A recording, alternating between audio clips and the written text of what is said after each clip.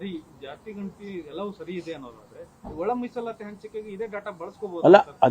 ಅದು ಏನಾಗಿದೆ ಈಗ ಅಂದ್ರೆ ಅವರು ಆ ಡೇಟಾವನ್ನು ಕೂಡ ಪರಿಶೀಲನೆ ಮಾಡ್ತಾರೆ. ಒಂದು ವೇಳೆ ಈಗೇನು ನಾವು ನಾಗಮೋಹನ್ ದಾಸ್ ಅವರು ಜಸ್ಟಿಸ್ ನಾಗಮೋಹನ್ ದಾಸ್ ಅವರಿಗೆ ಮ್ಯಾಂಡೇಟ್ ಕೊಟ್ಟಿದ್ದೀವಿ, ಡೇಟಾ ಕಲೆಕ್ಟ್ ಮಾಡ್ಕೊಳ್ಳಿ ಪರಿಶಿಷ್ಟ ಜಾತಿ ಜನಾಂಗದವ್ರದ್ದು ಅಂತ ಹೇಳಿದೀವಲ್ಲ, ಆ ಡೇಟಾನು ಬಂದ ಮೇಲೆ ಇದನ್ನು ಕಂಪೇರ್ ಮಾಡ್ತಾರೆ. ಅದರಲ್ಲಿ ಏನಾಗುತ್ತೆ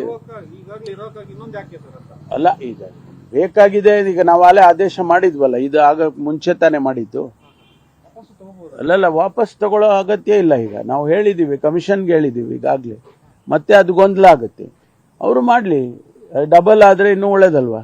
ಇದನ್ನ ಕಂಠವ್ರು ಪ್ರಶ್ನೆ ಮಾಡಿದ್ದು, ಒಂದು ಸಮುದಾಯ ಒಳಪಂಗಡವನ್ನು ಗುರುತಿಸೋಕೆ ಮತ್ತೊಂದು ಸಮೀಕ್ಷೆ ಮಾಡ್ತಾರೆ ಅನ್ನೋದಾದ್ರೆ ನಮ್ಮ ಸಮುದಾಯನ ಗುರುತಿಸೋಕೆ ಇನ್ನೊಂದು ಸಮೀಕ್ಷೆ ಅದು ಆ ಪ್ರಶ್ನೆ ಈಗ ಬರೋದು. ಅದು ಮೊದಲೇ ಬಂದಿದ್ರೆ ಅವ್ರು ಹೇಳೋದು ಸರಿ. ಈಗ ಬಂದಿದೆ ಆ ಪ್ರಶ್ನೆ.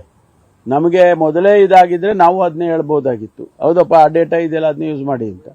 ಈಗ ನಾವು ಮೊದಲೇ ಆದೇಶ ಮಾಡಿ ಕಮಿಷನರೇಟ್ಗೆ ಹೇಳಿ ಇದು ಕಮಿಷನ್ ಮಾಡಿ ಅವ್ರಿಗೆ ನೀವು ಡೇಟಾ ಕಲೆಕ್ಟ್ ಮಾಡಿ ಅಂತ ಹೇಳಿದ ಮೇಲೆ, ಅವರು ಅರ್ಧ ಶುರು ಮಾಡಿದ ಮೇಲೆ ಈಗ ನಿಲ್ಸು ಅಂತ ಹೇಳಿದ್ರೆ ಅದು ಸರಿ ಕಾಣಿಸಲ್ಲ. ಅದನ್ನು ಮಾಡ್ಲಿ, ಅದು ಕಂಪೇರ್ ಮಾಡೋಣ.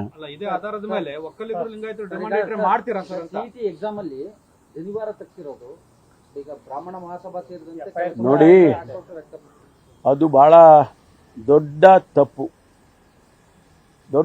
ಅದು. ಅವರು ನಾನು ಕೂಡ ಅದನ್ನು ಒಪ್ಪೋದಿಲ್ಲ.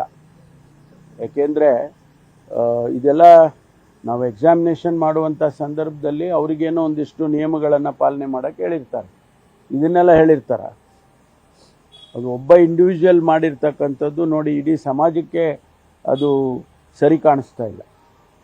ಹಿಂದೆ ಹಿಜಾಬ್ ಪ್ರಕರಣ ಬಂದಾಗ ವಿರೋಧ ಪಕ್ಷದಲ್ಲಿ ದೊಡ್ಡ ಪ್ರಮಾಣದಲ್ಲಿ ವಿರೋಧ ಮಾಡಿದ್ರು. ಈಗ ಬಿಜೆಪಿ ಕೂಡ ಇದನ್ನ ಆಕ್ರೋಶ ವ್ಯಕ್ತಪಡಿಸ್ತಾ ಇದೆ, ಈ ತರಹದ ಆಡಳಿತ ನಡೀತಾ ಇದೆ ಅಂತ ಅಲ್ಲ. ಈಗ ನಾ ಹೇಳಿದ್ನಲ್ಲ, ನಾನು ತಪ್ಪು ಅಂತ ಹೇಳಿದ ಮೇಲೆ ಇನ್ನೇನಿದೆ. ಕೊನೆಯದಾಗಿ ಸರ್, ಎತ್ತಿನಹೊಳೆ ಪ್ರಾಜೆಕ್ಟ್ ಅನೌನ್ಸ್ ಆಗಿತ್ತು ನಿಮ್ಮ ಕ್ಷೇತ್ರಕ್ಕೆ ಮಧುಗಿರಿಗೆ, ಏನು ಯಾವಾಗ ಶಂಕುಸ್ಥಾಪನೆ?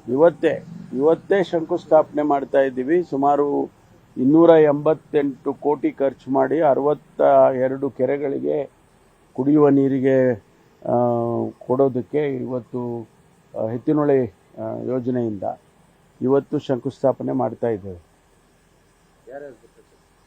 ನಮ್ಮ ಜಿಲ್ಲೆಯ ಎಲ್ಲ ಶಾಸಕರು ಬರ್ತಾರೆ ಮತ್ತು ಮೈನರ್ ಇರಿಗೇಷನ್ ಸಚಿವರು ಬರ್ತಾರೆ. ನಮ್ಮ ಜಿಲ್ಲೆಯ ಮಂತ್ರಿಗಳಾಗಿರ್ತಕ್ಕಂಥ ರಾಜಣ್ಣವರು ಬರ್ತಾರೆ. ಸೋಮಣ್ಣವ್ರನ್ನು ಕೂಡ ಕರೆದಿದ್ದೆ ನಾನು. ಸೋಮಣ್ಣವರು ಡೆಲ್ಲಿಯಲ್ಲಿದ್ದಾರೆ. ನಾವೆಲ್ಲ ಅಡಿಗಲ್ಲಿ ಹಾಕ್ತೀವಿ.